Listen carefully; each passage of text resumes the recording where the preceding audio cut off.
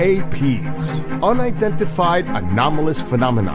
Are they extraterrestrial, interdimensional, time travelers in origin, or are they simply a result of top-secret military black projects, false flag alien invasion psyop, drones, or other human-made aircraft?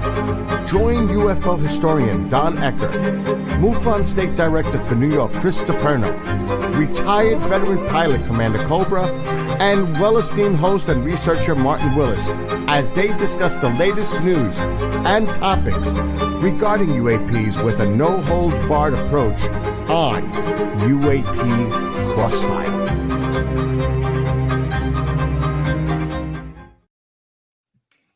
Yeah, you UAPers. Wait, that doesn't sound good. Mark, I was watching you with your glasses. All right, here we are, UAP Crossfire, and we have a excellent show for you today. Over this way, we have Chris Deperno. The other way. Is it going the other way? Is it really? The other way. Does it show that way? Oh, okay. One of them is right. So this way, right here, we have Don Ecker.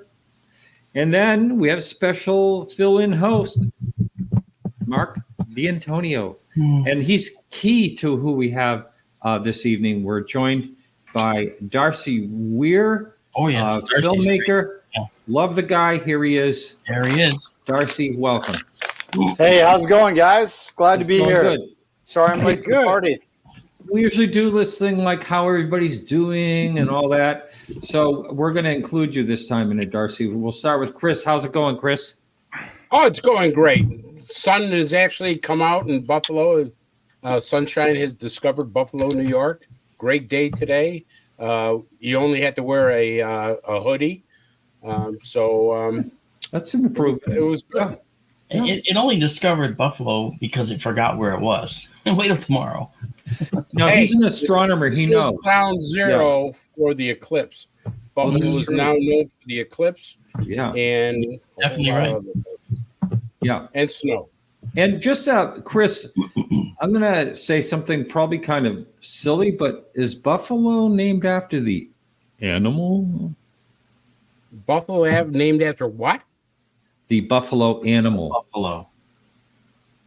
It's not spelled differently. No. Well, for God's sake, you live there. You live there, dude. Now you got to know. Now you have to know this stuff. Chris, just say sure. Just say sure. Absolutely. All right, Mark, how you doing? I'm fine. We had some observatory maintenance out in the desert today. So Marianne, Rob, and Tara, the Eulis were out there. And I got another friend of mine who some of you may know, Jim Mann. He was with the Phoenix MUFON for many years, state director for MUFON for Arizona for a long time. Now Stacy Wright. And Jim replaced the power supply for us today. Tara and Marianne brought the PC to Jim to have it all changed out. And we just finished testing, literally, not kidding, 45 seconds before you went live. I was saying goodbye to them as they finished the last test with me. Wow. And you made it. It's been kind of a long day, but it's good. Yeah. So glad you're here. Glad you're here. And Don, from what I understand, the sun has found Southern California. It has. It has been the last 2 days absolutely beautiful.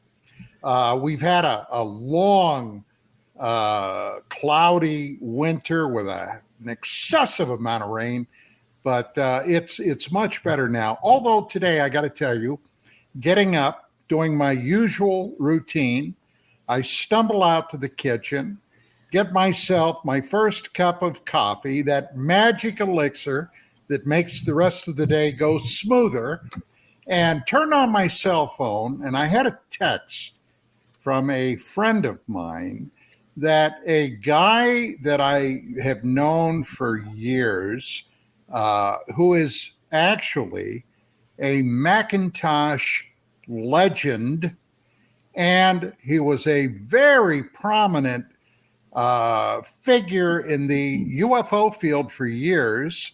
David Biedny had passed apparently unexpectedly the end of January. Now, normally, I would have thought this fellow, there would have been a lot of news about this. And the guy was, as a matter of fact, for a number of years, he had his own podcast called The Angry Human. Oh, yes. I know who he is. Okay. I've actually talked to him before. Right. The Angry Human. And at any rate, this was a guy that I knew. I've got a lot of stories about him, but this is not the time or place. But anyway, so I looked around and I couldn't believe that basically nobody knew about this. So I wrote him an obituary for my Dark Matters Radio fan page and up on my personal Facebook page. It's a short thing. It's not, I mean, it would have taken me all day to list all his accomplishments. But I got to tell you, guys, it's kind of spooky when people that you've known for years, boom, are suddenly gone. Yeah. And that's the story that we're all going to be looking at sooner or later. Yeah, wow. That's right. One thing you can never escape. That's the truth. Yeah. Well, Darcy, how and who are you? Well, that's great. Yeah, Darcy, who the hell are you? Who the hell are you? Who are you? Oh, I'm just a crazy Canuck, you know, who's into UFOs.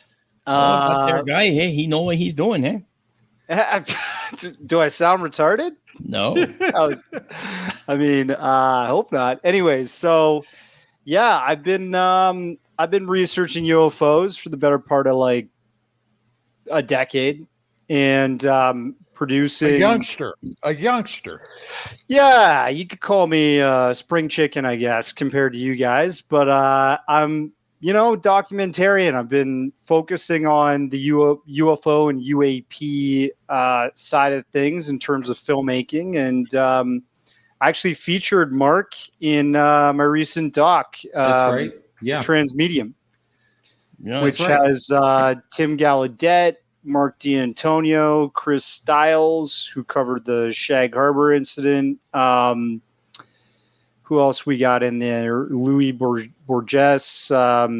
Got Richard Dolan. He's a name for sure. And Tim's a rear admiral too, so that's actually Tim's a rear admiral. Really good. Yeah, he's a retired 2-star rear admiral, but chief oceanographer for the Navy for 7 years, and served for them for 32 years. And yeah, we just covered like the whole USO stuff. Martin has been pretty awesome at connecting me with some new USO stories. I got to follow up with what's your guy's name? Scott Cassell. I gotta meet up with him and interview him about that stuff and pour through his hard drives and see if we can get that USO footage, because if he has that, that'll be groundbreaking. Yeah, I mean, he was the first one to film a giant squid in the wild as well. He's an amazing adventurer. Darcy, would you like me to play the Transmedium Fastmovers trailer? Yeah, sure. Why not? All right, here it goes, everybody.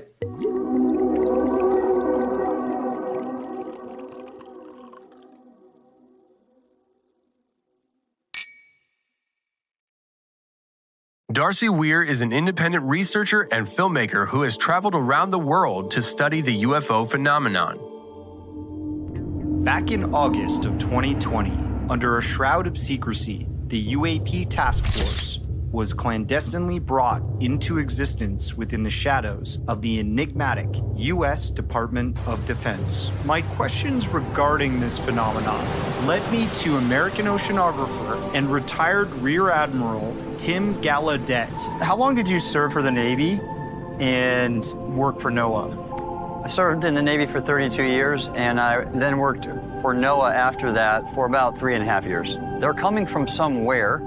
We don't know how they're doing what they're doing, and we don't know their intentions. So all I can say is this deserves a significant amount of study of our oceans, and that's what I'm pursuing right now. When you hear about Navy submarine seamen witnessing or noticing on sonar USO activity, objects that are moving, 300 knots plus. I won't use the gentleman's name, even though he's mentioned it publicly and has been in print, that during some testing in on the Los Angeles class improved 688, Los Angeles class fast tug submarine, the USS Hampton, I think it's SSN 767. They were doing something new with the sonar, and an object was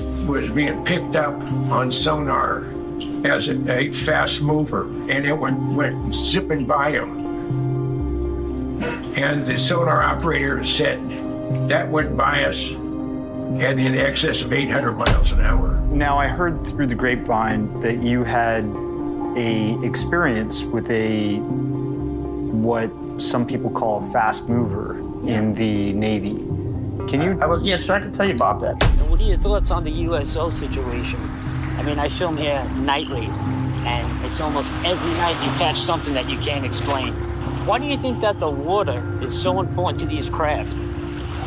What's it about our oceans that attract them to it? Personally, I believe that they exist. They reside in our oceans. I believe that they have bases or underground facilities. There is, in my view, based on the data of USO activity, there is a very good reason to believe that there are multiple undersea bases that these things operate at. Yes. Now, and some of them would be definitely off the coast of South America on the Atlantic side. I don't think there's any question in my mind. There's been too many of those types of cases. So you're talking about a global presence. What are they doing? What's going on?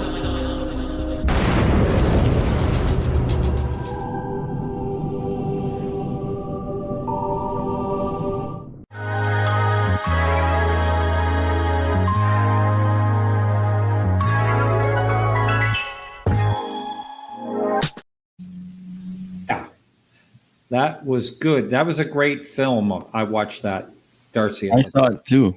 You know, I skipped by my parts because that's kind of, you know, redundant. Yeah, you know. Mark, we're going to have to get you to talk about I know that, the listeners of my show have heard it, almost every time I get you to tell the story, but somewhere along the line here, we're going to get you to tell the full story, especially I think it's very interesting what happened afterwards in Washington, D.C. too, but we'll get to all that. I think I covered that in your movie, Darcy, didn't I? Yeah, you talked about sitting down with the second command for the Navy. Yeah, with one of the Joint Chiefs. Yeah. That was later. Yeah. So how is this movie going, Darcy?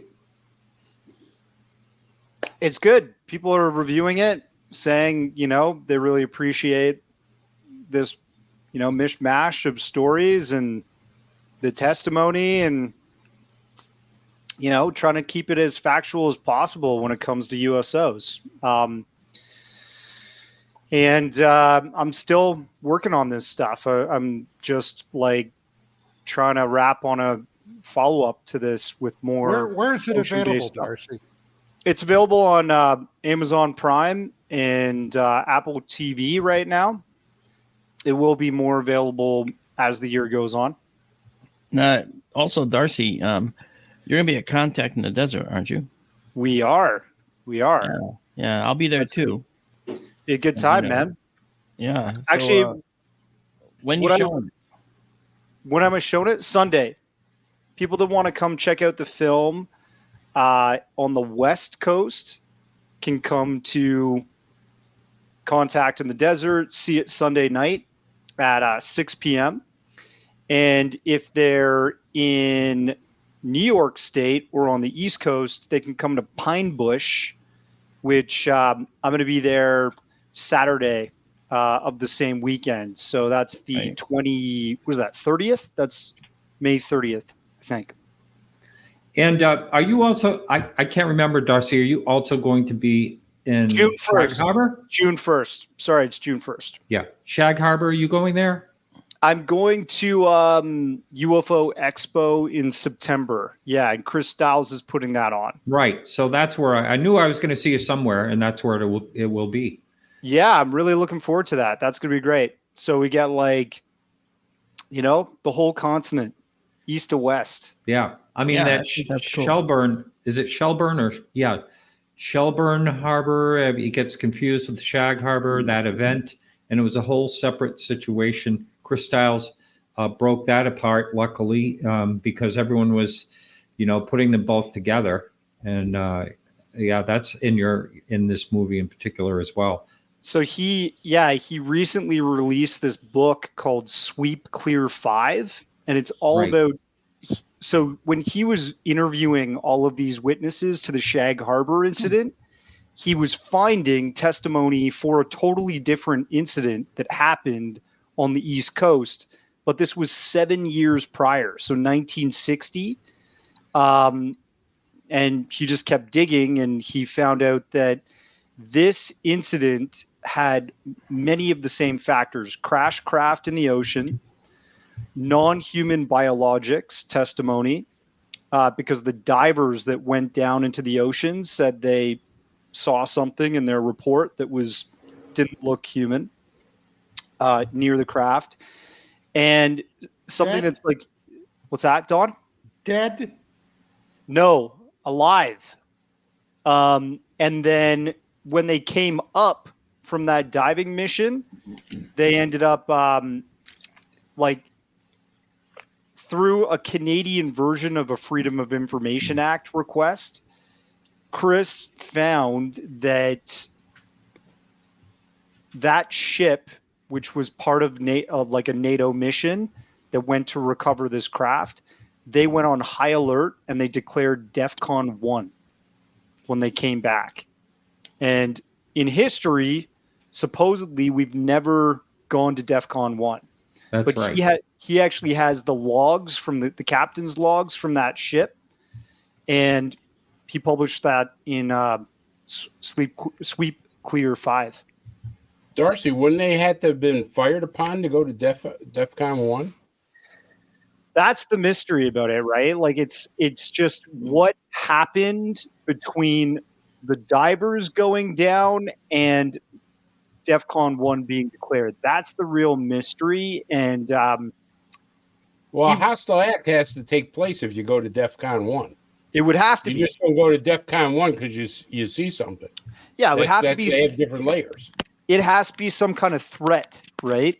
But supposedly he couldn't figure out what the threat was, other than maybe the divers were so spooked from what they saw.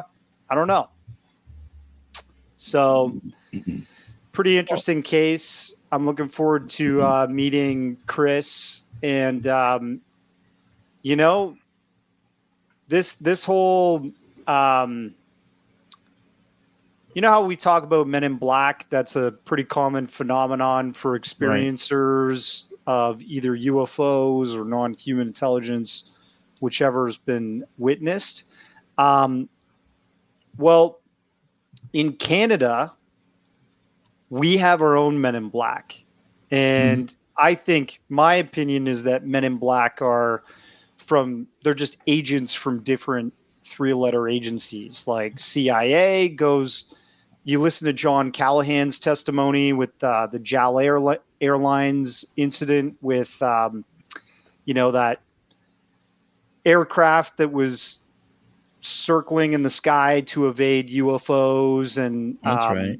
I remember that. Basically the first UFO they saw was like a sun in the sky. It was so massive in the middle of the night flying over to Anchorage, Alaska.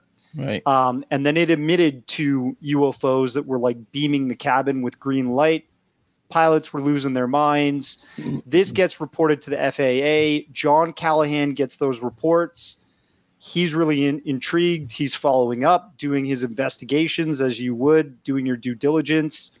They get a call the next week, and they're being rounded up, the whole team that's been exposed to this information, and to bring all their files. The CIA walks in and they confiscate everything. But John Callahan kept his documentation, and that's why we know about the case and know that it was a real case because he leaked that stuff through the Disclosure Project, Stephen Greer's Disclosure Project, right? What was that photograph we just saw? That was a Canada film, actually, of what they claimed were Men in Black. Yeah, it was Darcy, security have you seen camera. that before? Yeah. Yeah, security camera footage from a hotel in Niagara Falls on the Canadian side. I saw a photograph very similar to that emanated out of Las Vegas. Yeah, so it's common, right? And for that case, for that video clip screenshot that you grabbed, essentially the story behind that was a hotel worker, I think somebody that worked at the front desk, like a bellhop or something like that. They had recorded a really prominent UFO just hovering over Niagara Falls the night before, and they had reported it to the police, and I guess they had the footage. And the next day, those two dudes showed up the hotel looking for him, and their friends took note that these guys looked weird. They were both like kind of identical twin looking, were very aggressive. They really wanted to see him, but he had called in sick because he literally had like a cold or something, call it COVID. And he basically wasn't there to receive them, but it was a really creepy encounter, and they wanted to kind of shake him down, but couldn't. Maybe they got him at his house after. That's creepy. But what I'm trying to say is that I think it's like different agency members intercepting at different levels. For John Callahan, the CIA came because they're a higher authority that the FAA would respond to. For a case like a civilian like us, we might get FBI, we might get Air Force OSI, or maybe somebody from the Air Force would get a visit from Air Force at OSI, right? So it's like we would get for if it was if a naval vessel was involved, or if someone's seeing something in the ocean, it'd be NCIS, and then you'd get. Well, I'd like to chime the Joint Counterterrorism Task Force on top of that, and then the FBI would be third in that list. So I'd like to chime in here if I could, because it's very relevant. Don, I was just telling you the story ahead of the show. I had a show this week with two Marines, one Mike Herrera and the other Jonathan Wagan. And Jonathan had his encounter in Peru. He saw something looked like this. Now, I just talked about this on an addendum that I just did on my show. So those people that have looked at that, I'm going to tell the same story again. And what happened was my producer, Donna, and I went to dinner, took Jonathan out to dinner. And, we were talking. I asked him if he got hassled, when he came back to the States from Peru after that encounter. And he said, well, in 1999, a couple of things happened. One of them was, now his grandmother had her PhD in JD. She had a law degree. So she was no dummy. And so she was at her house, and Jonathan was living with her. His car was in the driveway, but he rode with someone to work. And this car pulls in a Grand Marquis. There's a knock on the door. And this guy is standing on the step, and he's completely bald. He's got extremely pale skin, wearing sunglasses. Now, no one brought up the grandmother didn't bring up the word Men in Black, nothing like that. And almost someone identical sitting behind the wheel in the Grand Marquis. And he just says very robotically, I need to talk to Jonathan Wigan. And she says, I need to see some ideas. She was no dummy, She puts him to task. So, and he just keeps repeating over and over again. And so his grandmother had no clue that he had a UFO encounter in Peru at all. So she thought he was in trouble with the law, and she was pissed at him. And he just kind of let the whole thing blow over and never told her about the UFO. And the creepy guys get out of the driveway, and then, a couple of weeks later, his car was totaled in the driveway, and a bumper was left there. Whoever smashed into his car was the way the driveway was, and I'll see if I can find the picture. He brought me right to where the house was. The way the driveway was, it's kind of a hidden driveway. I have a picture of it right here I'm bringing in. And so his car was sticking down too far, and the car came in and smashed right into it. He said it actually totaled his car, but his car, was kind of an older car or whatever. But whoever it was that plowed into him left the bumper, and on the bumper was a federal license plate. The police came. He filled out a police report. He has all that information that it's a federal car. He doesn't know what agency or whatever, but that's what smashed into his car in the driveway. Anyway, I think it's kind of funny. They never once mentioned, she never heard of Men in Black or anything like that. It's just some really, really weird guys. And what a story. And he wouldn't tell it during the show. I kept telling him, I shut off my mic and I said, "Hey, Jonathan, just tell that story. I got to hear that story." And he said, "Okay." And then when it came time to tell it, he was like a deer in the headlights. He couldn't do it. So, Martin, did you say along with that fellow you had Herrera again also? I had Mike Herrera for the first time. Yeah. Okay, this is the guy that was a Marine. Yes. That encountered what he thought was entities putting bodies on a well, that's unidentified craft. This is what he thought. It's not. No, he didn't think it was what he thought was. First of all, he thought it was. Here's a rendition of it. Well, it's immaterial. The fact is, we talked about this case several months ago. That's right. With Commander Cobra, kind of what he saw. Yeah. Chris Deperno and myself, we all decided this guy was, well, let me just be blunt, full of shit. Okay. Okay. Well, leave it to Don. All right. I will say, Martin, I do have questions about Mike because of some of the stuff that you talked about. I have to listen to the podcast to be fair to him, but there was some stuff that was reported that didn't make sense. Well, I know that, and I don't want to say I took him to task, but I did say to him during my show because he's like, yes, this is what he was told, and blah blah blah. So I said, do you have an idea that you might be being fed misinformation? Because doesn't that sound crazy? Of course, I mean, that would be a good way to get someone out there that's going to tell you a story that they saw something like this, and then, oh yeah, well, that guy's just crazy anyway. Well, anybody that is active duty military on an op in the bush, okay, armed, expecting possible hostile contact, etc., ad nauseum, and a bunch of unknown dudes in black coveralls come up armed and demand your weapons, and they hand them over.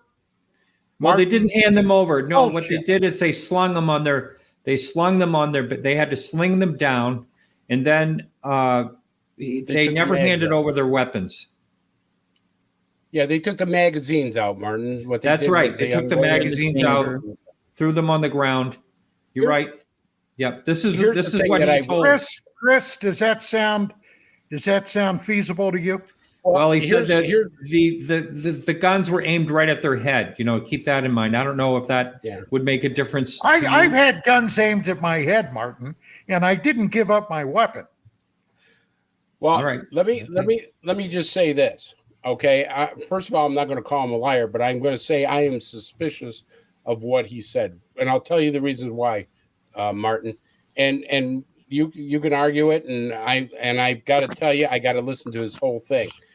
So you're a Marine on an op, and Don will back me up on this. You don't deviate from that op unless you get absolute permission.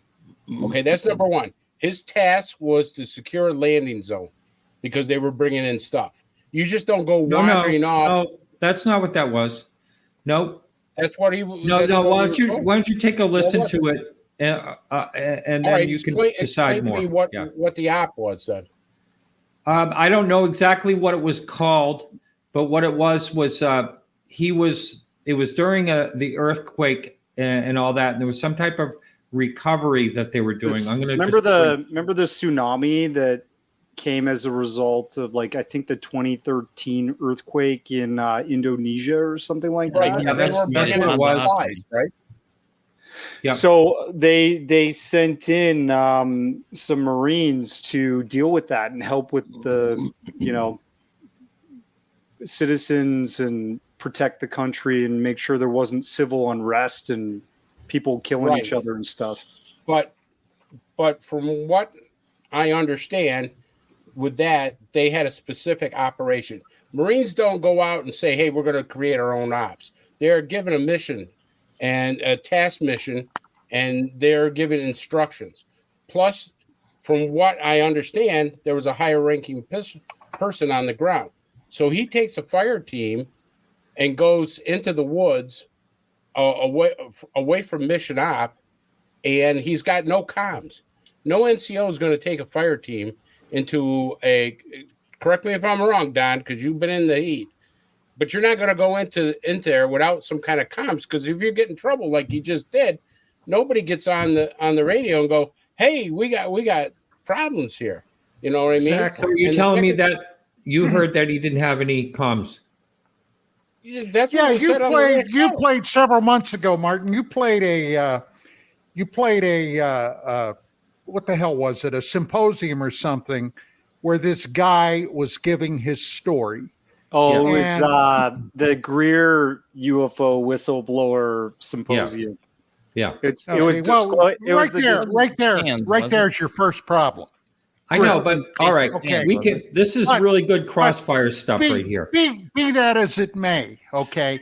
Immediately upon this guy getting done, all right, Chris, Cobra, and myself critiqued this because we all have military experience.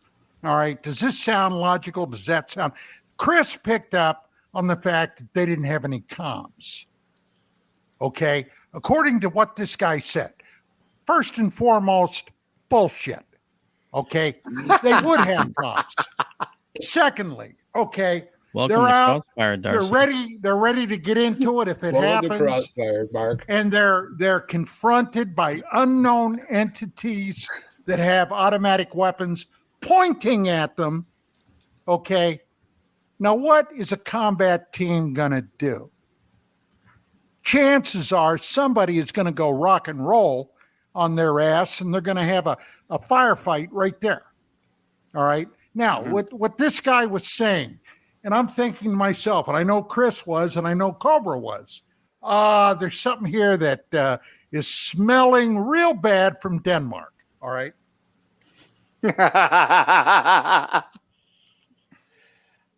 Well, okay. Martin, right. I'm not saying he's lying. I'm saying the story is suspicious because I've been a Marine sergeant. I've been an NCO. I had fire teams. I've commanded people, and I don't have my people go take a dump without a radio, somewhere. Because I mean, it when you're going into areas that are hostile, you got to be able to communicate, and just tactics.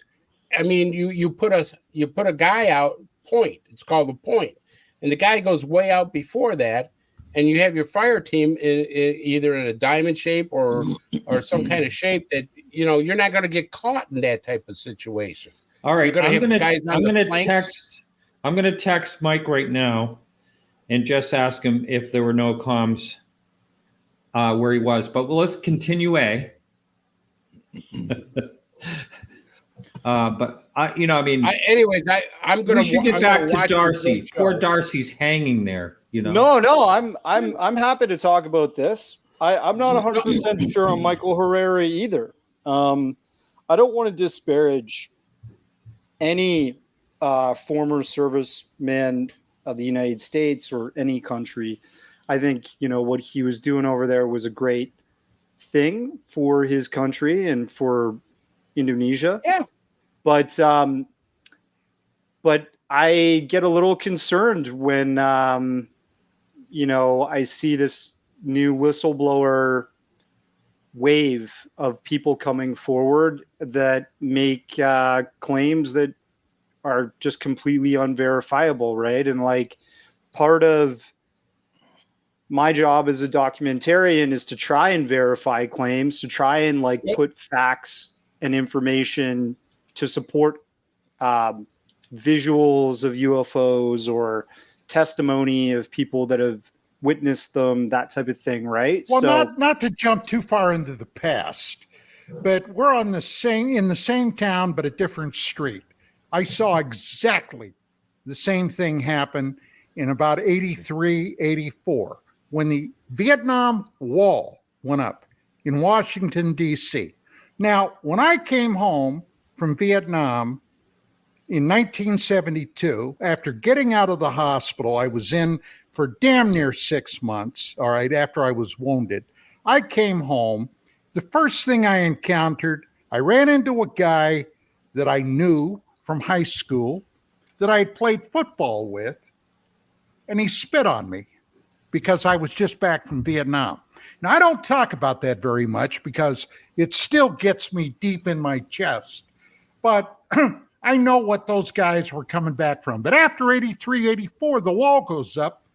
Suddenly, my God, we were overrun with ex-Green Berets, ex-Navy SEALs, with all these tales of daring do that happened in Southeast Asia, okay?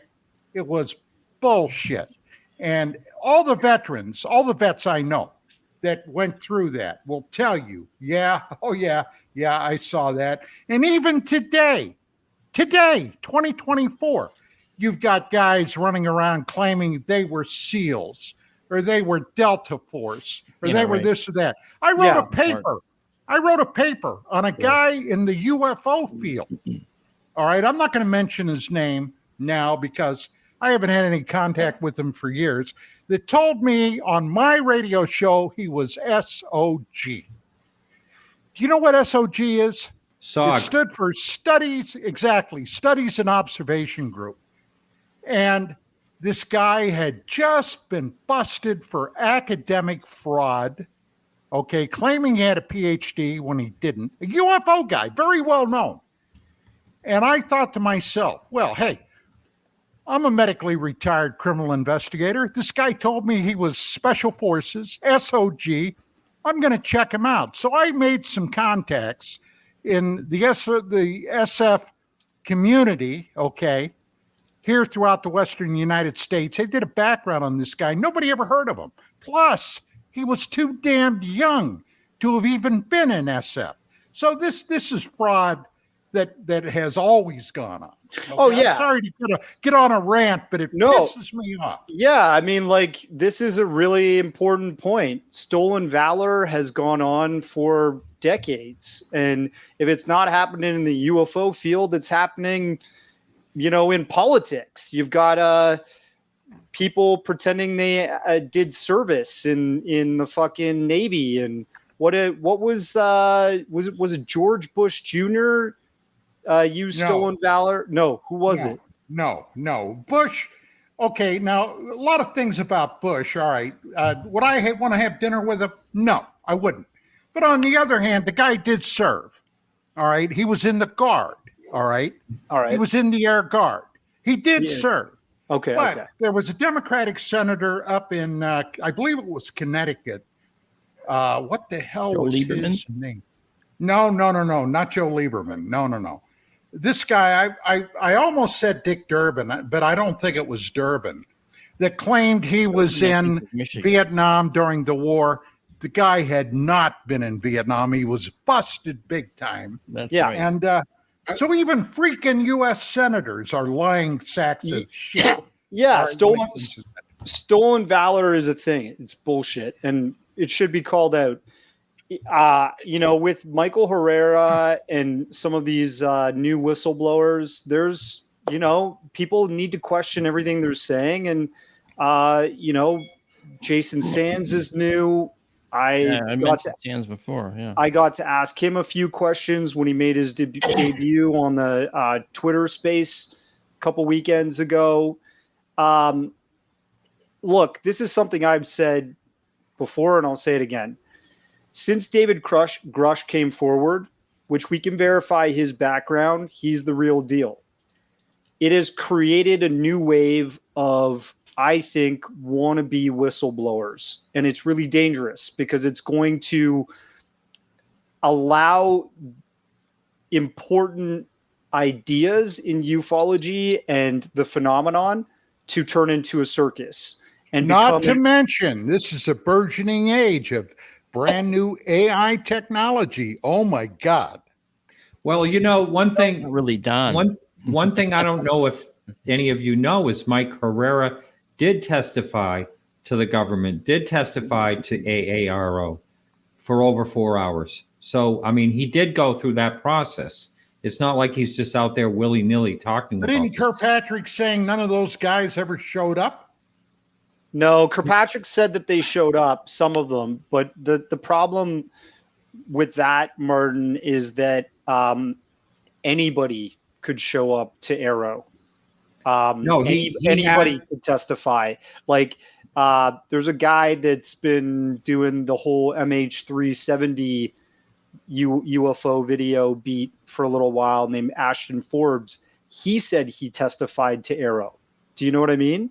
So it's like everybody was coming that want, and that if that's a bar of authenticity or credibility, it's low because anybody can go to the show. You know, anybody who wants to say in the future, I'm credible, they can just say, well, I went and sat down with this Kirkpatrick guy and talked to him for 4 hours, you know?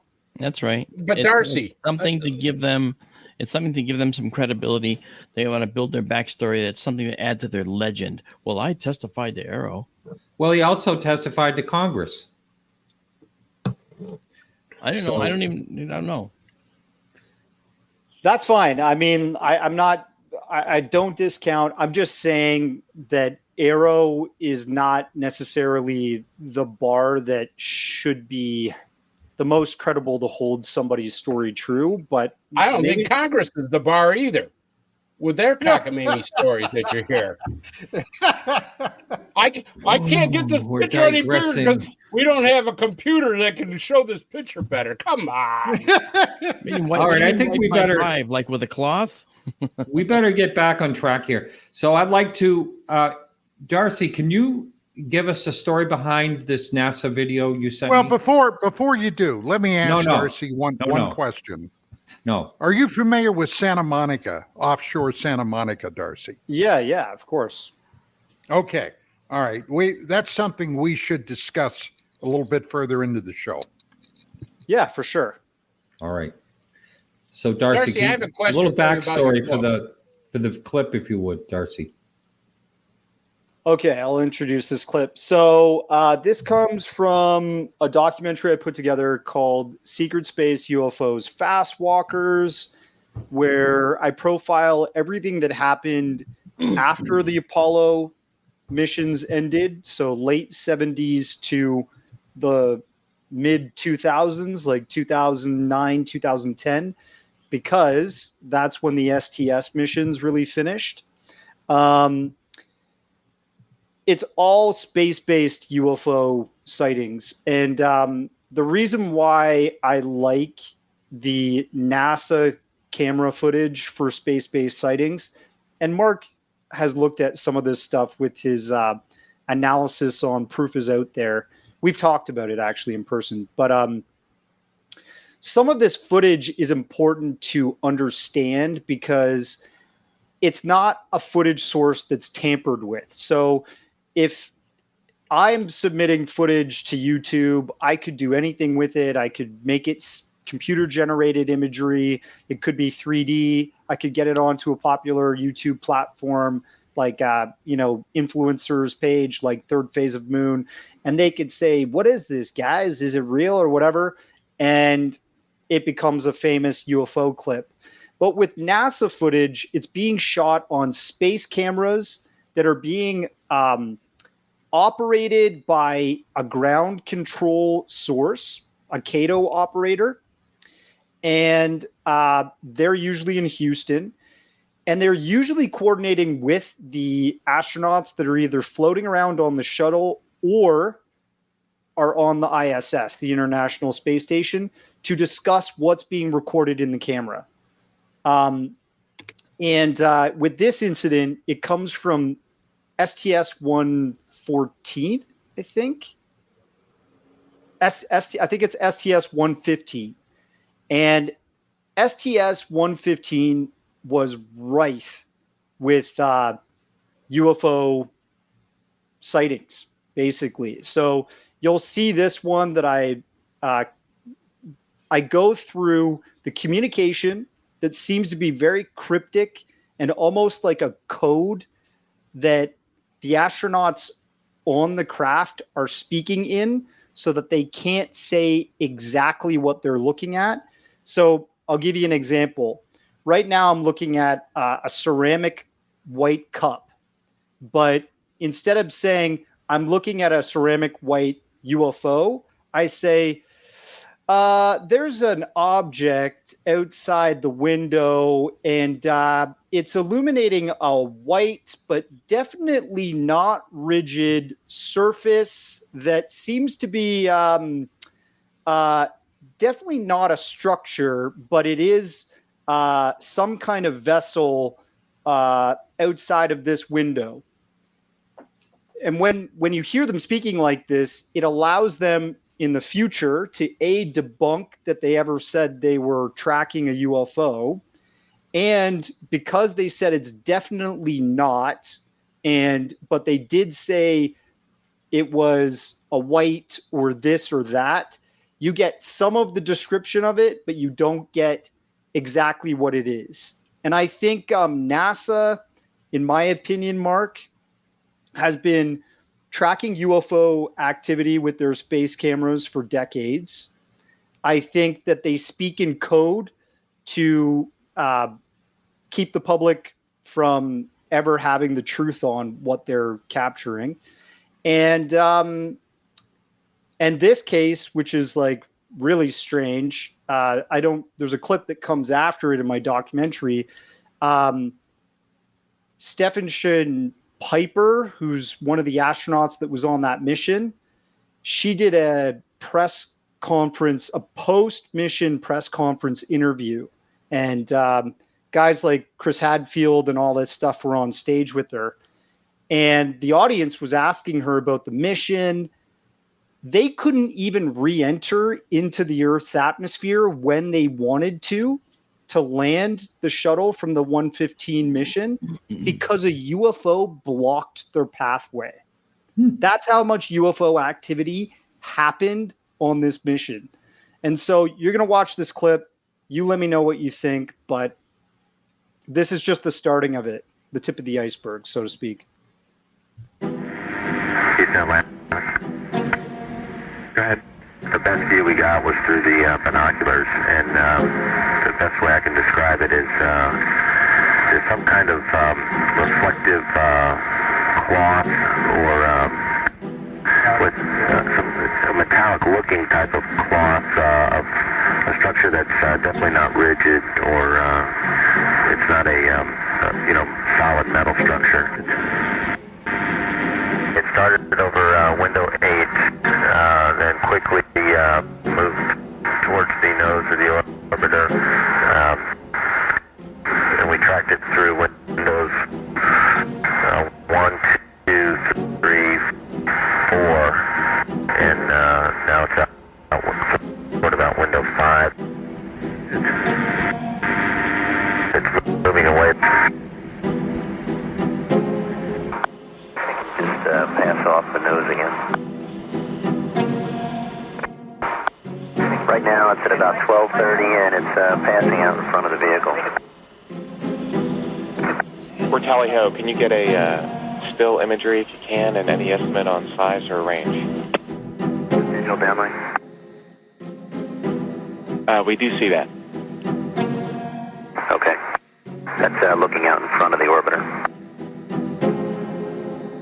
Okay, we're seeing 3 or 4 objects. Can you confirm that it's just the one that's actually moving? The other ones are just reflections? No, there are 3 objects. The one you see 2 rings right there. They're the ones we kind of had the late tally ho on. The one down the bottom, that was the one we initially saw. Pretty cool, huh? Pretty cool. So directly after that, weird encounter where they're tracking something in a triangular formation, and they tracked it through multiple windows on the shuttle.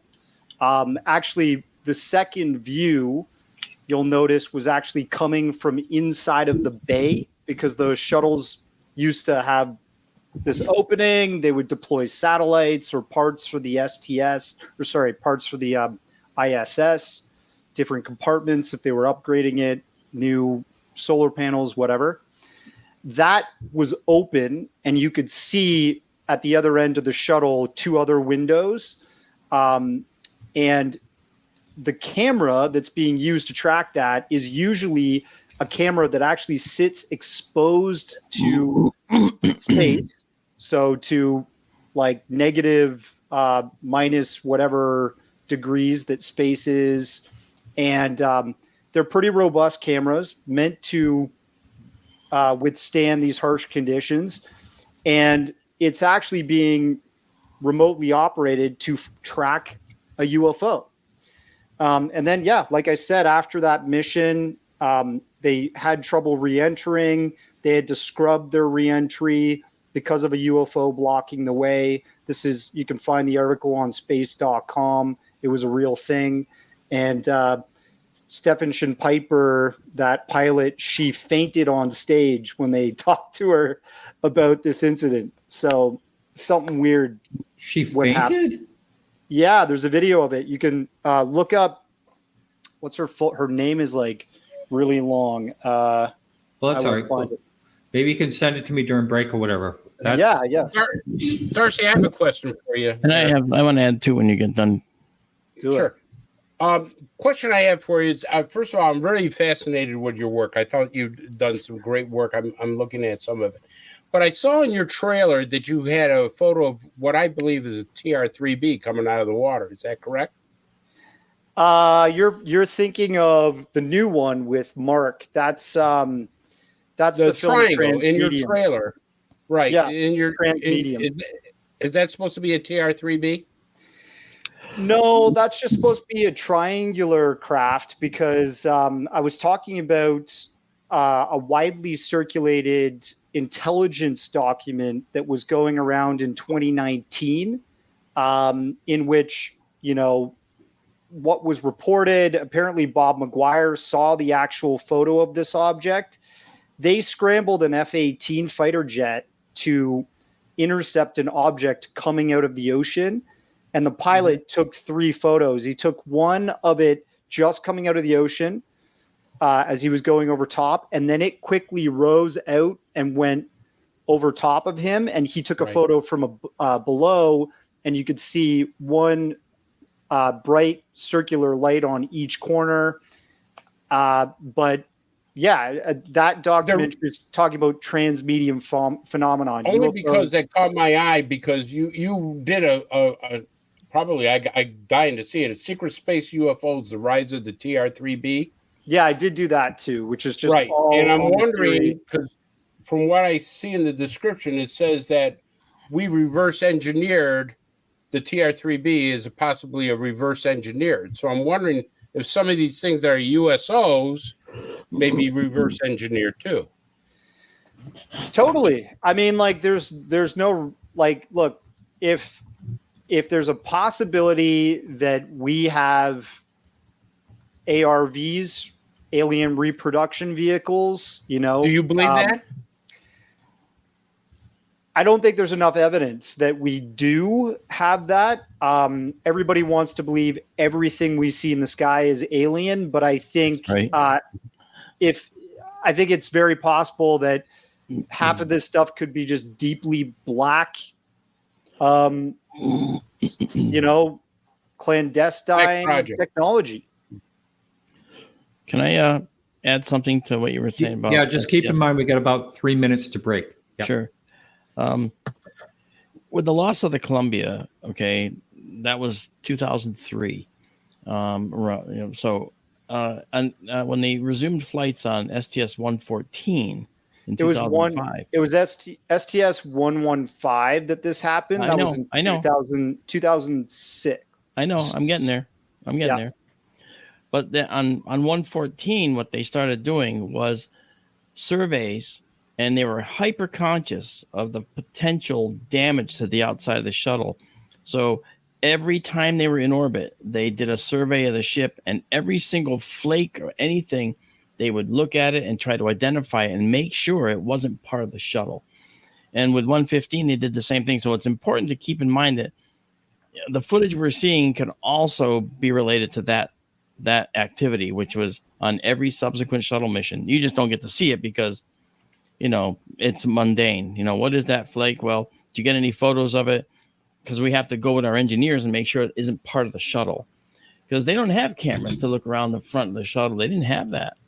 The only alternative was to go out and spacewalk, So they did have windows at the front of the shuttle. In fact, if you look at that footage at the starting of it, right? Maybe Martin, you can play that. They literally are saying to Capcom that they're tracking this object through those front of shuttle windows. That's they correct. say that they saw the object originally in window 1, tracked it going through 2, 3, 4. Yeah, 8, which was above. That's the top window. They have the windshield, the front windows. Yeah. Yeah. So that is the front. That's how the front of the shuttle doesn't have the space cameras, but the pilots or the astronauts, they actually have access to high-res DSLRs that are mounted inside of the shuttle that they can pull and take video pictures of whatever anomalies or phenomenon that they're witnessing. The Canadarm also has a camera on it as well. Yeah, I'm just saying that starting with 114, just before 115, they were hypersensitive to the loss of another shuttle, so they were checking every single thing floating outside the shuttle. So I'm sure. We have to be careful about confusing that, and maybe I don't know, when they say they're tracking it, because the shuttle shed debris every time it went into orbit. It was shedding like Pigpen and Peanuts. Remember Charlie Brown? Okay, this debris would just shed off it because it comes up from the ground, and once they're in orbit, that stuff, after it just leaves the shuttle, it floats around, and of course the RCS, reaction control system, would fire, move the shuttle a little bit, and then those particles seem to move away from the shuttle. Actually, the shuttle's moving away from them, that kind of thing. So whenever they're moving, those particles would stay right around the shuttle, but if they move the shuttle a little, those particles might look like they're moving elsewhere. So space is a three-dimensional environment. There's no up or down. So they, if they rotate a little bit, it's going to change the orientation. I'm not trying to say that what you captured or what you're talking about isn't, genuine. It may very well be. I'm just throwing a caution in there that after starting with STS-114, the return to flight mission, they were very hyper conscious of anything floating outside the shuttle because they don't want to miss something that could have damaged it. All right, we got to go to break. When we come back, we'll see the collapsed astronaut. And we're back. Welcome back, everyone. So, Darcy, you mentioned the shuttle astronaut collapsed during, and we get that video. So, can you set this up? This was during a questioning about this? You're muted, Darcy. You got to unmute your mic. Sorry, bud. Yeah, it was a welcome home press conference for the mission astronauts. And so Heidi Marie was doing a Stephenson Piper is her name. Heidi Marie Stephenson Piper. Longest, most. Well, that's a name. Yeah. She was doing, her thing, just talking about the mission. And she fainted. Later on, the NASA press team did a conference to say that the object that blocked their re-entry was a piece of plastic that held the silica tiles on the shuttle that was about this big. But if you look at the video, there's actually video of the object that was blocking their re-entry. It was a massive orb. So it didn't make any sense. What they were describing was the object was something super prosaic. So Darcy, NASA stands for never a straight answer. Right. Famously coined by Stanton Friedman. Here it goes. I believe. I'll try And it. when I finally got to go out the door, that was something different too. And I figured that would never happen without the preparation we had training the team. And so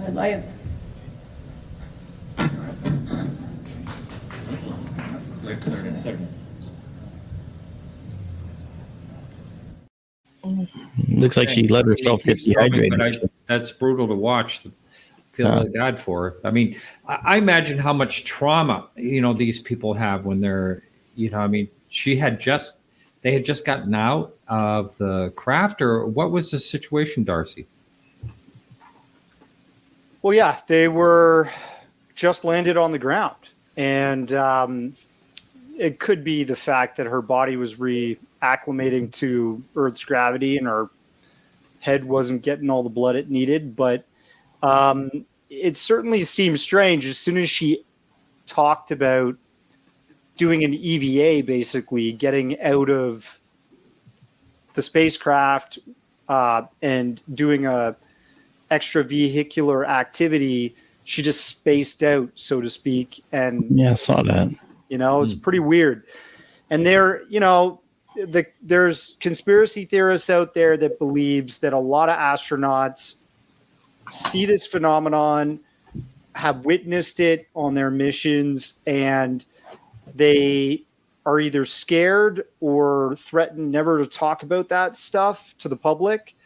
And some people, like my friend Mike Barra, he believes that some of them are like hypnotized and told not, they can't talk about this stuff, but it's almost like a mental block that they have, and they can't even talk about what they saw out there. So, not everybody gets to escape the Earth's atmosphere, and I think there's a lot of mystery and intrigue there. And I wonder if the UFO phenomenon is something they have as a cover-up in NASA's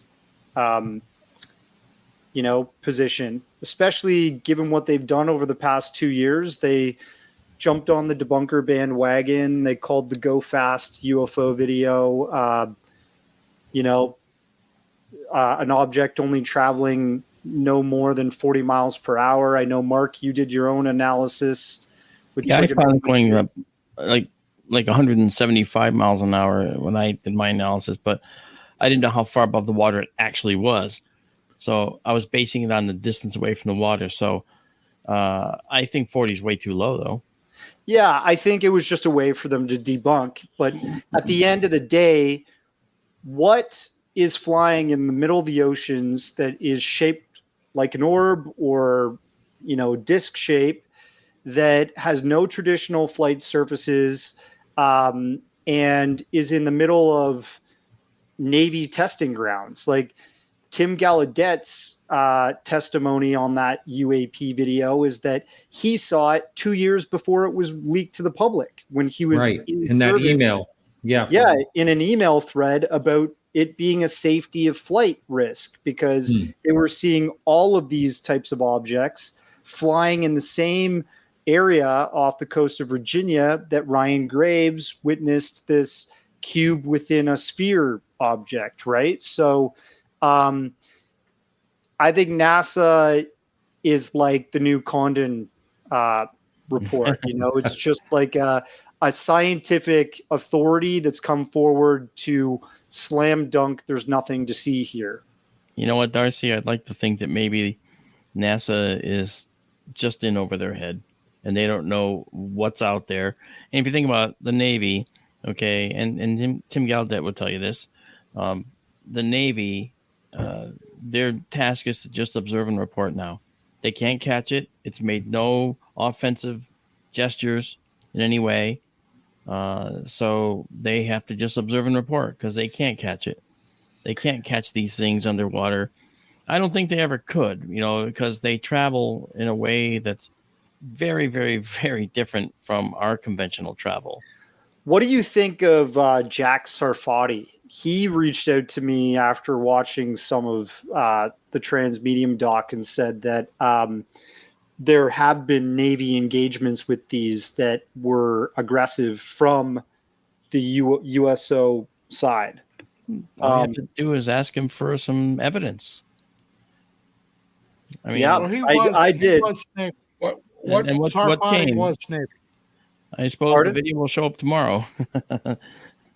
Yeah, he told me that it was classified and he can't actually. How would he know it? I guess he was saying he was read into it, but I'm asking you, what do you think of Jack Sarfati? I'm not saying I'm skeptical. I'm skeptical. That's my take. Same thing with Jeremy Corbell saying that there was evidence of this jellyfish UFO racing out of the water at high speed and going off at a high angle, but he can't show that because it's classified. Jeremy Corbell would never have known that in this arena. He would never have gotten anyone to tell him that because he doesn't have a clearance. And if he had, he was talking about it. He was claiming that there was a longer version of that video where it showed that at the end, I believe. Yeah. But where is it? Never surfaced. And so that would be the testimony that he heard from the person who leaked it to him, that they saw the fuller version of the jellyfish video. So it's kind of like secondhand testimony. But for the version that we saw that Jeremy leaked, we do see this object that seems pretty strange.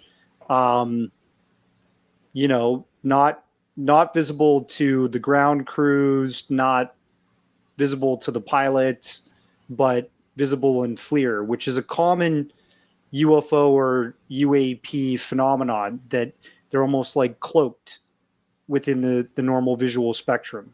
Well, see, that object, I hate to say it, Darcy, I love your work, okay? But, I did with a FLIR scientist, we actually analyzed the jellyfish to death. And Jeremy was not very happy when we announced it was actually a bunch of balloons. And we were able to see the FLIR response from each different type of balloon.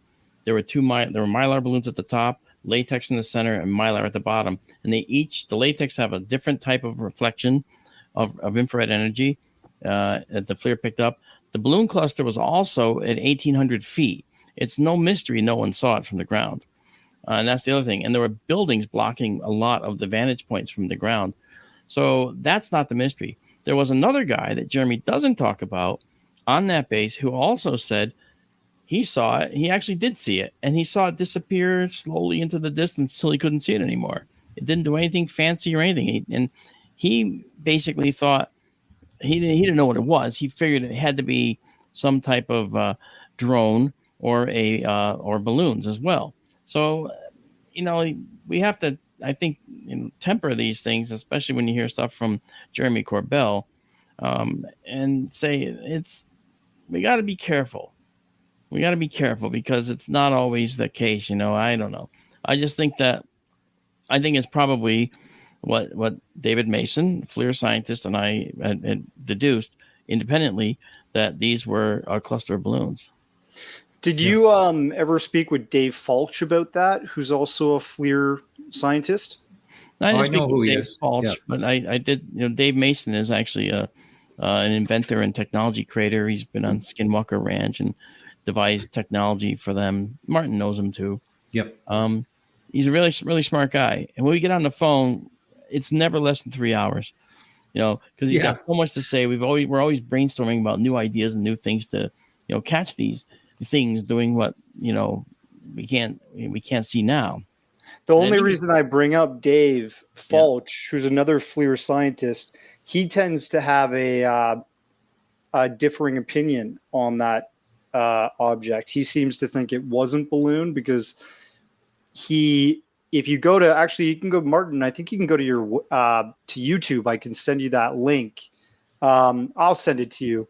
But Dave did an analysis with a similar FLIR camera system. I think it's called an MX15, and he shows what a Mylar balloon and a latex balloon looks like in this military grade FLIR.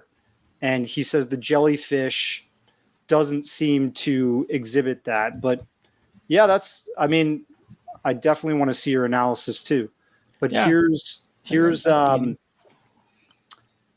all right, here I'll drop this guy's link, and all right, I'd love to see your critique on that. Here's a question from Bill. What are the locations with the highest reports or sightings of USOs, for example, Puerto Rico? Aguadilla seems to be a pretty prevalent area that the UAPs are seen. USOs. You also have a place called Vieques, which is an island off the east. And there's also a naval, old retired naval base that's near there that they've seen a lot of UFOs. Aguada, which is another place near Aguadilla. There's been tons of UFO and USO sightings there in Puerto Rico. Yeah, Puerto Rico seems to be a hotbed. No, so what about Aguadilla? Yeah, there was that particular UFO that the SCU worked on for all that time, Aguadilla. Yeah, it's from 2013. And what do you think about that, Darcy and Mark, both you guys? Well, it's going to be featured in my next documentary. But I'll say that seems to be a home run. To me, that's not a balloon. That's not a conventional craft or drone of any kind. That is 100% something anomalous. And I believe that the proof is out there. Even did like 2 shows on that because they think it's such an interesting video. But I have all kinds of details and information about that video that people do not know and have not heard testimony about before, which I'm going to bring forward in my next documentary. You're right about Aguadilla being done by proof, and the producers asked me to do the analysis, and I said, I'm not going to, and I'll tell you why. Because everyone in the SCU are friends of mine, and I don't want. I mean, I was initially asked way in the beginning to be part of the analysis team, and I gave my analysis of it, and they discounted it. And didn't use it. And I did not want to go head to head with them. They're all good friends of mine. So I wasn't going to put myself out there as some kind of, obtuse person there. I have my own ideas about it, and so I let it go with that. I don't have a problem with that. All right. I'm trying to pull it up, the video of it up. I'm just not able to get to it right now. But pulling the video, Darcy, I'd like to ask you a question. We've seen reports, and I can't substantiate them, but we've seen reports of crafts hovering over the water and sucking up water. Have you studied any of that, or what can you tell us about the craft? I mean, Lou Elizondo once said that hydrogen was playing a big part into their propulsion system. I don't know how he knows that, but that's what I believe he said. But it makes sense if they're bringing water up, they can extract hydrogen from it. Yeah, undoubtedly. Or is he talking about hydrogen like the nuclear fuel? Because that was also, you can make a bomb out of plutonium or a hydrogen ingot, right? So, well, if they much more advanced in fusion than us, but have you gotten reports of USOs, sucking up water, a great amount of water? There's a famous video of what looks like a water spout, like a little ocean-based or a sea-based tornado that at the top of that you see a UFO. And it's from Italy. I think I can find the footage of that. But if you have this Dave Fulch FLIR system expert review of the jellyfish, I'd love to have you guys. All right, let me see if I can get that.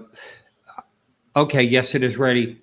And Mark, just quickly before we run that, didn't you say last week that there is an excess of water in the universe, that anyone can tap into water anywhere throughout the Kuiper Belt, etc. Yeah, alien beings wouldn't be interested in like depleting our resources. There's way more resources than the entire Earth has within our solar system, so they wouldn't come here for that. But I will say this though, you know, many of you, some of you know about the talk I've been doing around the country, which is on propulsion. I'm going to do it at Contact, Darcy, and it's propulsion systems, which in my view, UFOs don't have engines. They don't need them. In fact, when we look at UFOs, we're talking about these guys, right? We're talking about saucers. The reason that they're round like this is because they're particle accelerators. And they accelerate protons to a very high rate of speed, and they create particles that envelop the object and pull it into a fifth dimension. This is based on string theory. Yeah, exactly. Martin has that ready to go every single time. The fifth dimension. Yeah. He never gets tired of that. but that fifth dimension is where I think they actually travel. It's actually the only way they could be here from a long distance, because what they do is they go from point A to point B without traveling the line between A to B. They just punch out of our 4 dimensions, go into the fifth dimension, and punch in at the new location. That is not just my theory. It's Bob Schroeder's theory, a good friend of mine. It's physicist theory. It's actually something CERN is investigating right now with one of the detectives on the Large Hadron Collider called Atlas. And they're actually looking for these particular gravitons, which are called Kaluza-Klein gravitons, KK particles. And so, a fusion reactor. Huh? We talked about this in Transmedium. I presented that theory. That's right. With you. Yeah. But let's see, I don't know if we mentioned that. Well, I think we did. Lawrence Livermore has made some really good strides. This is for everybody listening, and that is that they managed to make a sustained fusion reaction for the first time in human history. Now, it didn't get more energy out than it put in, so it wasn't that good. We've talked about that. But it was a milestone. And so the fact that they could produce some energy, not as much as they put in, but do it for a period of time, that was the big milestone. And a round UFO that has this shape with a particle accelerators 30 feet in diameter, or so, these guys would have a particle accelerator in their outer ring generating the particles, which would actually suck them into this fifth dimension. That's within the theory. You'd have to see when I do the whole talk. But the other thing is, on the outside ring, when they give off this radiation, this outer radiation, the inner core is safe, but the outer radiation is unshielded. That leaves the whole UFO on the outside. And when you try to keep particles going in a circle, you generate synchrotron radiation. And synchrotron radiation goes out in all directions away from that pipe. The inside can be shielded, but the outside doesn't have to. We always hear when people get near UFOs, they get burns, radiation burns. Where'd that come from? Synchrotron radiation, perhaps. So there's lots of parallels with this idea, the hypothesis, and so forth. And it is just a hypothesis. It's not by any means a fact. But the fact that CERN is trying to look for these particles, and the fact that Lawrence Livermore is working on the fusion reactor that's needed to create these particles, you put those two together, and we could be interstellar in 100 years. Maybe. Yeah. Maybe it's us coming from the future that's looking at this progress. Who knows? Yeah, right now, time is still considered linear by most people, but I do know at least one scientist I'm on a STEM board with, and he feels that you can go back in time, but only to the extent that this machine he's invented is on. If it's not on, you can't go past the time when it was turned on. Can you tell us when it's on? Yeah. Yeah, only when it's on. Yeah. Okay. Yeah. All right. You want to you want to run that clip of the jellyfish analysis from who did you say it was again? Dave Fulch. Dave Fulch. His day job is repairing these FLIR systems for right. military. I know who he is. Okay, let's roll the tape.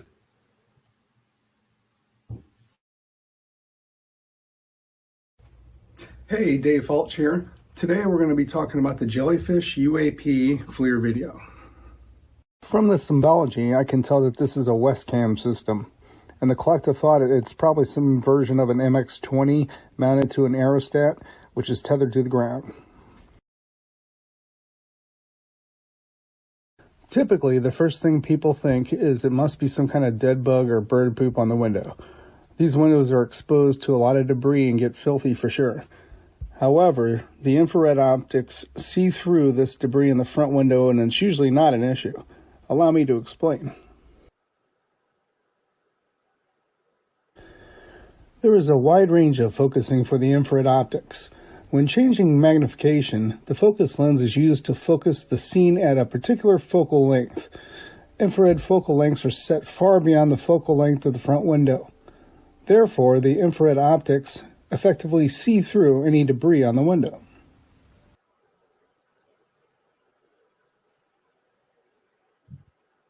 Latex balloons are hard to detect with infrared. You might see an outline of the balloon, but they're almost completely see-through. These balloons don't have a significant thermal signature and blend in easily with the terrain. You most likely won't see them at all.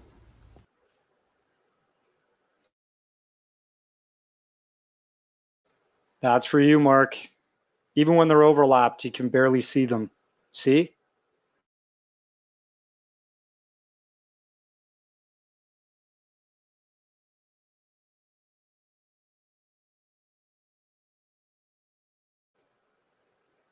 Where's the balloon? Can't see it in this.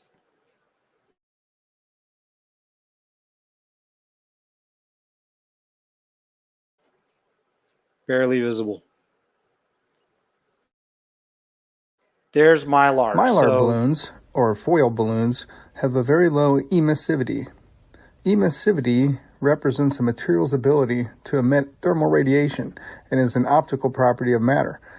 These balloons are mostly reflective of thermal radiation, like floating mirrors as I call them.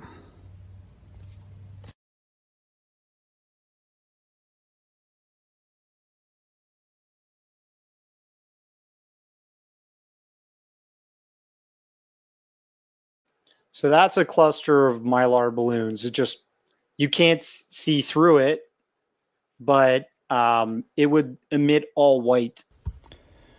It's common for Mylar balloons to move erratically as they are prone to tumbling and shifting directions with the wind. However, that varies depending on how full the balloon is with helium. And with the jellyfish, you don't see any tumbling. All objects are still together.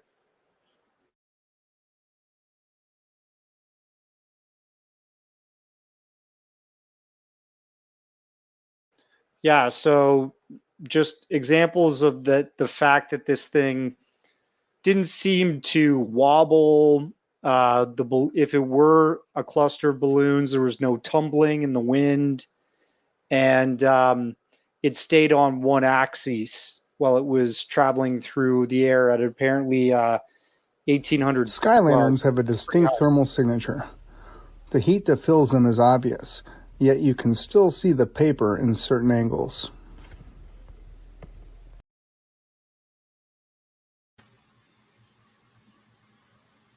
Darcy, you can continue to narrate here for those listening on KGRA radio.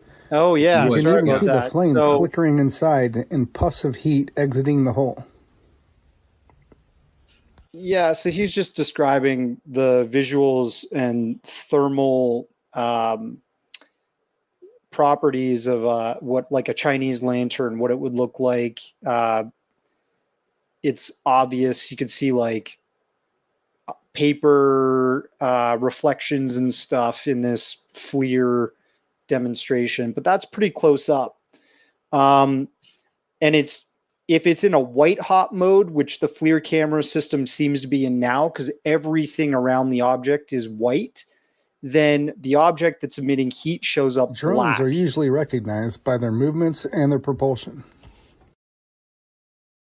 And yeah, the heat is denoted by the camera as black. If it's in a black hot mode, then heat is denoted by white. And we're looking at a drone right now in FLIR. And it's emitting white because the propellers generate Due to balance heat. and weight concerns, I think it's safe to rule out the possibility of a drone.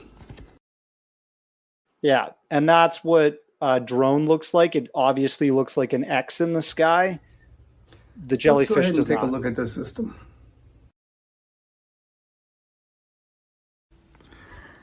At first, it kind of resembles a cracked detector. Then the next thing I thought of was a bad pixel cluster. I ruled this out when I saw it moving in reference to the reticle. Dead pixels don't move, nor does the pixel kill, as far as I know. So Dave's just describing the system and how a crack in the sensor or a dead pixel Jellyfish would look. was manually tracked. Was there a problem with the automatic tracker? Could it not lock on? That's totally plausible, considering the contrast shift of the target. Trackers lock on more easily with high contrast, slow-moving targets. If the contrast of the target shifts, then it breaks lock on. Right. And so that's another interesting thing about the UAP and the jellyfish video is that throughout the whole video, its contrast shifts back and forth from like dark gray, black, and that's irregular. It's almost like it's Was it trying some other to break camera a law. anomaly, such as the ghosting that my thermographer picked up on the Sky Lantern video? Not likely. Out of all the different systems that I've worked on, I haven't seen an anomaly like this. Okay, so what is this thing?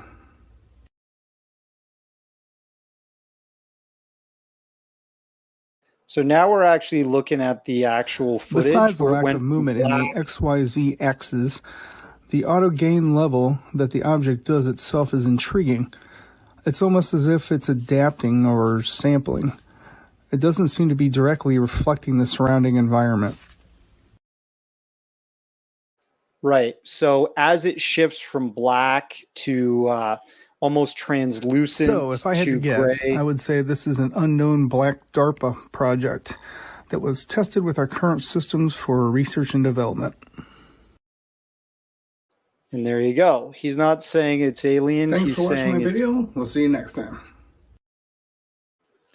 Dave was declaring it to be something like a black project object. And one of the things that I've talked to him over the phone multiple times now. He's a really good guy, very based, scientific in his approach, and he understands the actual FLIR technology. If you talk to somebody like Mick West, who used to actually deal with Dave Fulch, but they don't talk anymore because he realized Mick was hell-bent on a debunker angle for everything.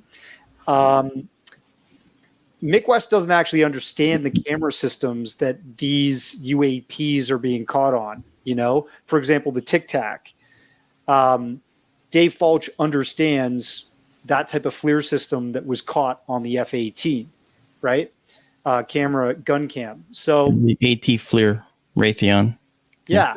So he understands what they're capable of, and he can rule out if it's an exhaust flare we're looking at from another jet in the sky. Because if you go through his YouTube after this, guys, he shows what it looks like. He shows actually what the exhaust from one of these jets looked like. It doesn't look like a Tic Tac.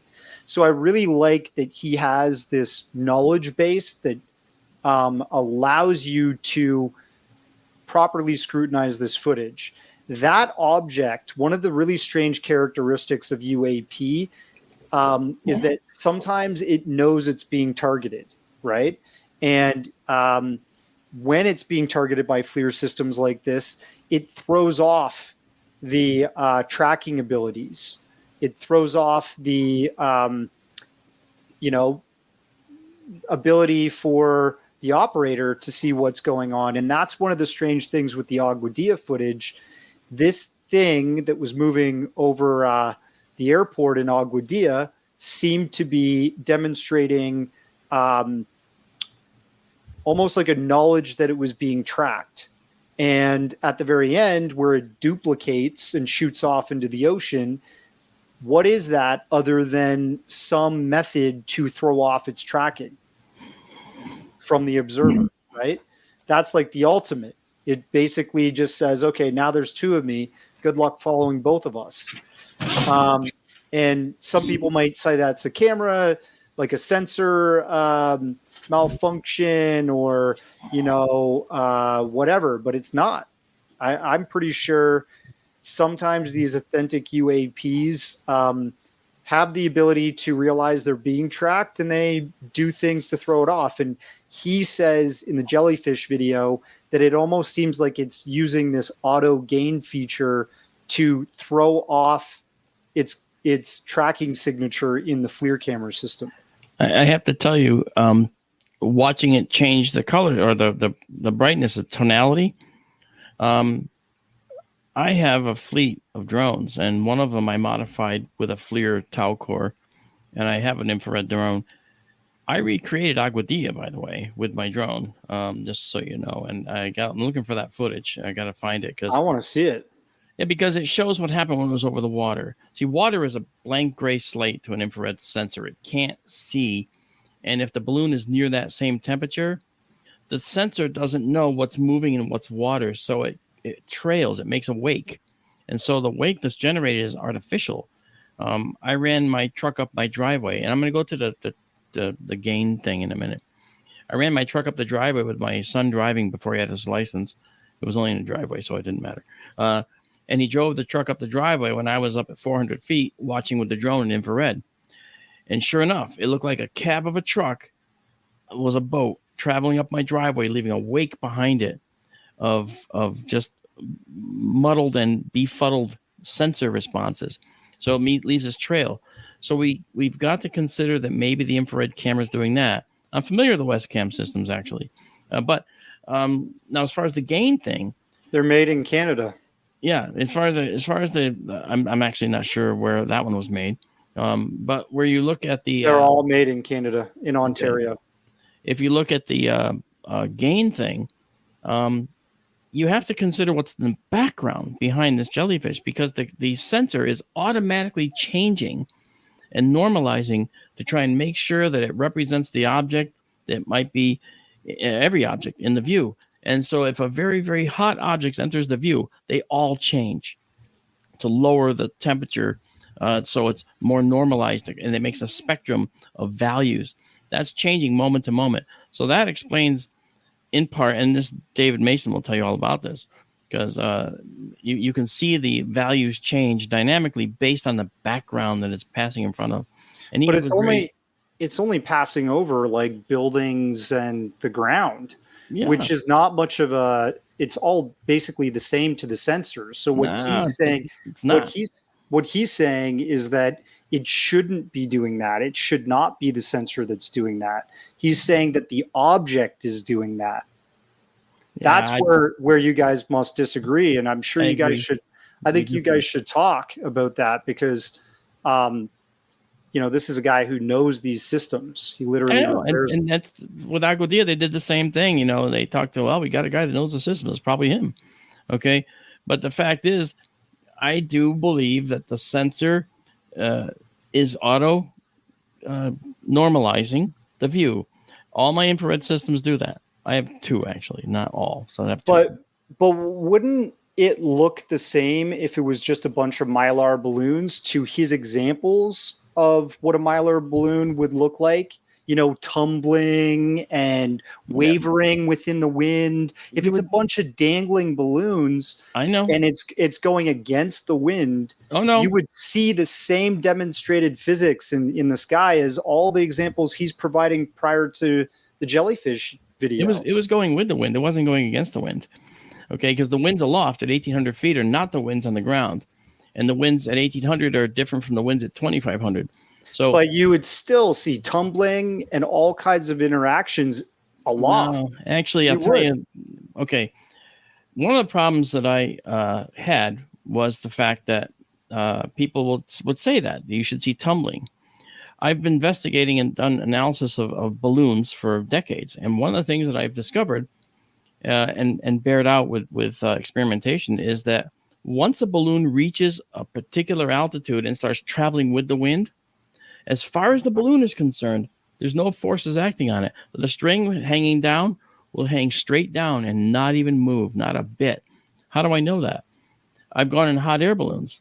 When you're flying a hot air balloon, you're flying a different stratified wind layers. When you get into the next wind layer, as you're transitioning into it, oh yeah, you're blowing around everything. But then once you're in it, the wind stops.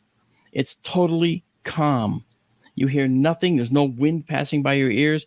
I dropped a piece of paper from the top of the balloon and let go of it, and it just fluttered down to the bottom of the basket. And we're moving 30 miles an hour.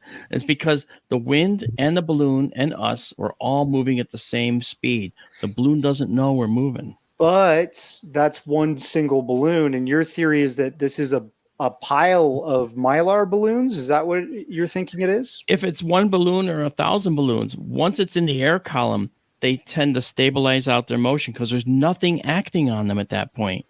The wind is acting equally because it's all a solid column. The wind's a big, thick column of air moving like a river. And in that river of air, okay, you can have turbulence. Like if you go over a mountain, you might get some bumps into that or whatever. But over the desert, it was very calm. So this was moving very, very stably with stability across that area. That's my view. And once it's in that air column, it's going to stay stable and locked, and you won't see any motion. Actually, when I saw it, I said, if these are balloons in an air column, I don't expect to see any motion. And I didn't. I mean, it was a short take. I mean, it's only, 30 seconds long. It wasn't very long, or whatever it was, however long, 3 minutes or whatever. And so when I watched it, I didn't expect it to actually move around a lot because I figured it's in the air column. It's not climbing. Okay. The camera's not panning up or panning down. It's actually just moving, panning because it's in the air column. So, okay. So you're saying it's blowing. You're saying it's blowing with one stream of air of wind. It was embedded in the air column. Okay, so it's kind of locked in the column, and therefore it can't.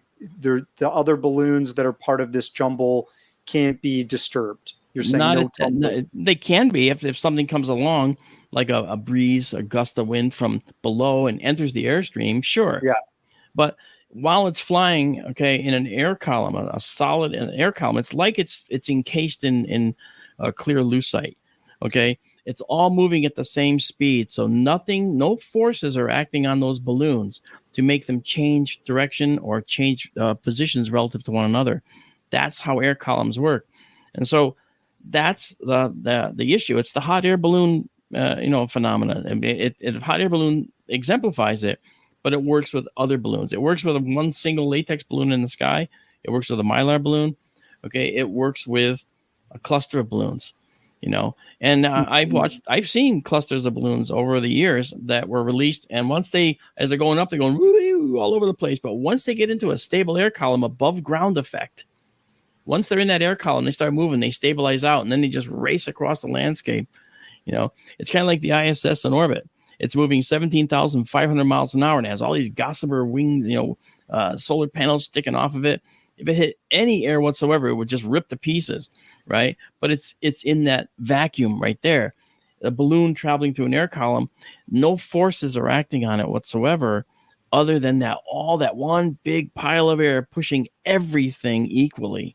And that's the thing. It's actually comes down to physics, So I understand.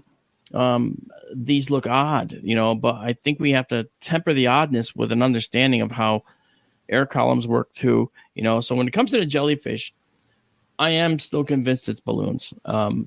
I think that it's actually, when in looking at the top balloons, I identified crescent moon balloons and I thought what looks like 5-pointed star balloons. And the bottom, it's supposed to be like a birthday. Eid Mubarak holiday, and they said, "Oh, well, that holiday had existed already. It came and went." Yes, it did. So, had some floaters. It's possible. It's possible, but I'm not. I don't think. I don't. No. It's very possible. You got me on board with the jellyfish, but not everything is a balloon. I definitely. I don't disagree with that. Agua Dia is not a balloon. There's no way that's a balloon. I differ on that, but I differ on that only based on their findings versus mine. I did a parallax study of the object at Agua Dia. They said it was moving at 84 miles an hour against the wind. I found it was moving 25 miles an hour with the wind. Well, yeah, So- you have all the heads-up display information on that too. And it shows well, that's they're from the aircraft. tracking it. That's Yeah, from the aircraft. And using that and the objects on the ground that it was passing in front of, I identified all those objects and I drew lines. And I was able to calculate the parallax and thus the location, the exact location of that object relative to the plane. When they said it was over the water, it would have had to have raced miles offshore instantly, but it didn't. It was actually just seen against the far more distant water, but its temperature had already cooled off to the point when it was at altitude where it started to blend in with that blank slate that water creates for infrared. So that was my idea. Yeah, the other thing is that you actually do see it go in the water, and it doesn't seem to slow down.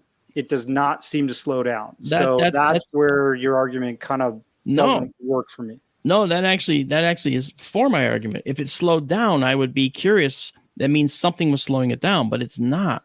And that's because it's an artifact of the camera.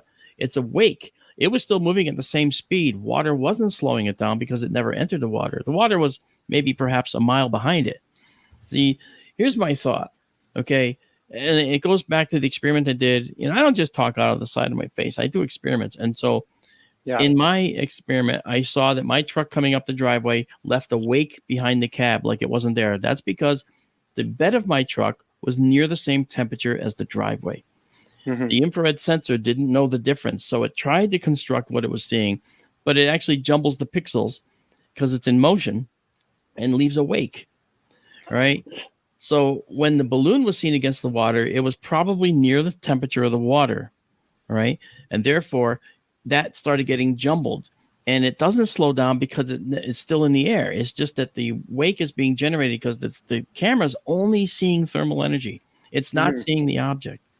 It's the problem, though, with that is that with the testimony I gathered from being on the ground over in Aguadilla there, the objects seem to exhibit certain capabilities that a balloon couldn't. And on top of that, the FLIR tracking system should be able to discern between a balloon, mylar, or latex, just like with the demonstration of the FLIR video you just saw. You would see it as either completely translucent or opaque and shining, and that object's not doing that, Mark. It's definitely not exhibiting a mylar balloon, and it's going against the wind because it's going towards the beach, and the wind comes off of the Aguadilla beach inland. So if it was a balloon, it would be blown the other way, and it's actually not very high in the air. It's not like the jellyfish where you're saying it's probably at like 1,800 feet or whatever in the air. This seems to be pretty low, close to the airport. Then it moves up, goes over a parking garage, then it proceeds to the ocean. And the interesting thing about the testimony I've found, the people that were tracking it said it came from the ocean and then went back. So that doesn't seem to be balloon activity to me. But, it doesn't, we only have the Aguadilla footage. And, it was picked up by the plane when it took off with the Westcam system, and they were tracking it. It wasn't a Westcam system. On the Aguadilla, that's what I was told. It's in the write-up. No. It's supposed to be a MX system, which actually it is a Westcam. You're right. Right. My bad. No, but so you're right. But no, that's all right. No, not. I'm trying to, but I just try to get the facts straight, for me. Yeah. But the thing that I thought was interesting was when I talked to a number of people on the committee that were analyzing this. SEU, right? Scientific. We're all friends. I noticed that it was tumbling. It was clearly tumbling. You could see it tumbling. And when I talked about the hotspot on it, which was the infrared signature reflected from the ground, in my estimation, they said, no, it's a strange advanced vehicle, and we're looking at a mobile exhaust. It's actually, the exhaust is able to move around the object as the object's moving. In other words, it got way more fantastic. And I was like, no, I think we're actually seeing something a lot simpler. Or, can a UAP tumble? Is that a possibility in your mind? Absolutely, in fact, because in the theory I talked about where these particles come in, these particles create micro black holes around the ship, and they prevent the Earth gravitons from reaching it. And so, therefore, it explains the falling leaf, motion that some people describe UFOs having. So, yes. Right. See, so things do match up, and many things don't. No, that's just one thing, though, Darcy. It's possible. What you just brought up, that the tumbling is exemplary of a balloon, but we do know that these objects that have been verified to show a characteristic of tumbling sometimes, and they're not always balloons. I think some FLIR system operators would know the difference between a balloon or an airplane or an anomalous object, and I think. You'd like to think so. Why? I think some of the DHS videos, the Department of Homeland Security leaks and stuff, exemplify UAP, because these objects have been filed away as these, holy shit objects. Like, what the F are these? And the DHS agents are used to seeing, cartel craft or drones or balloons. They know what a parachute with some drugs sitting on the bottom of it looks like, right? So why would they also categorize a bunch of this footage they've gathered over the years in FLIR as anomalous? CBP, the Department of Homeland Security, quite famously at the end of 2023 in August, released all their UAP reports. So there's something there, man. I don't disagree. There's something there. I'm just really hard on the data, and I just think that,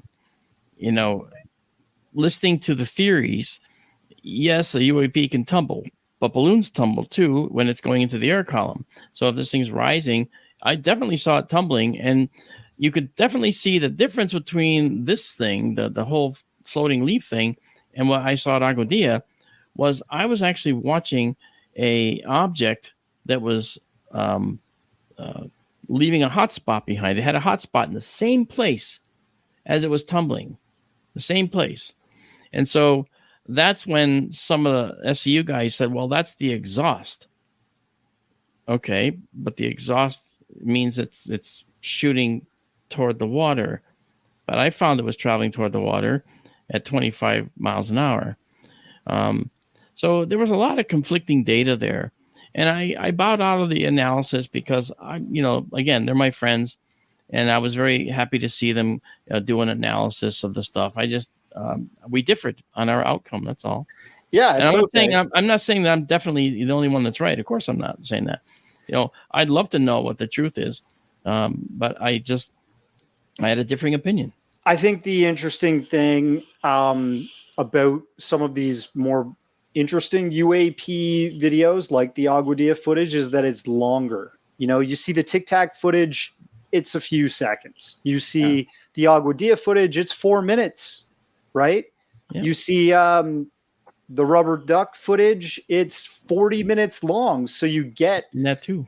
You get to see the SCU, a group of scientists, pour through this data, and they have so much footage that they're able to fully analyze, just like you did, the terrain it's going, passing by, buildings, cars, all kinds of interesting stuff, and then the beach, right? And back to the ocean. So pretty, I think the SCU guys did a good job. Not saying you didn't, but I just said they did a good job. I agree.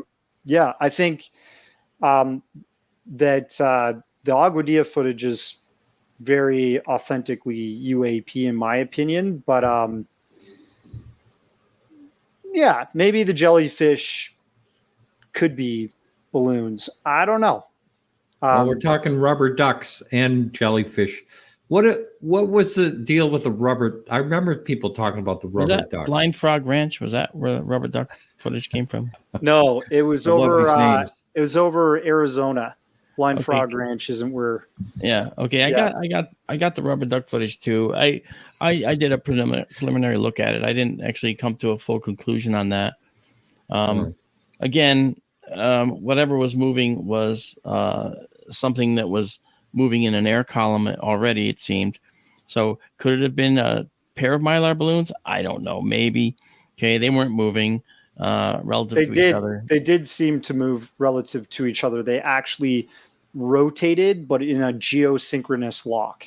That's what's been described. So, I think I remember seeing that. Yeah. If they because there's an object that's smaller on the top that kind of looks in the FLIR. It looks like the duck's head, and then there's this kind of like canopied, open, like sort of triangular shaped object or orb underneath the smaller object at the top.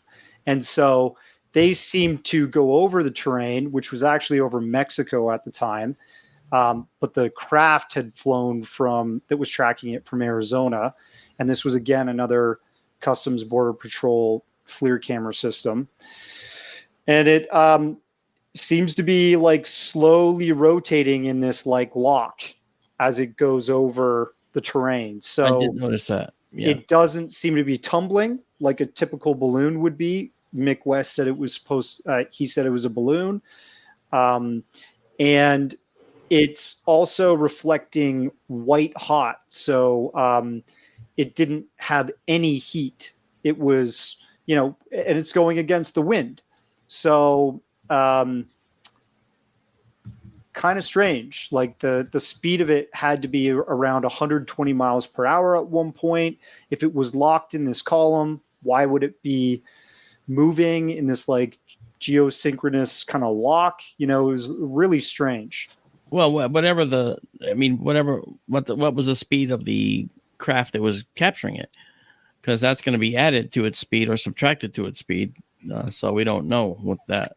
Yeah, the craft was circling it. And that is a good question. We'd probably have to find that out. But I think, again, given that came from this DHS leak, Department of Homeland Security agent leak, I think they did their due diligence, researching what this was, knowing what to debunk it as, and then they filed it away in, the X files. Well, I can tell you that this is probably the last time I'm going to be invited to be a co-host on this show. Why is that, Mark? Yep, you got that right. You have less than a minute, Mark, to get this USO encounter in the submarine. I'm just kidding. We have less than a minute. No, we don't have that time. I do believe we do.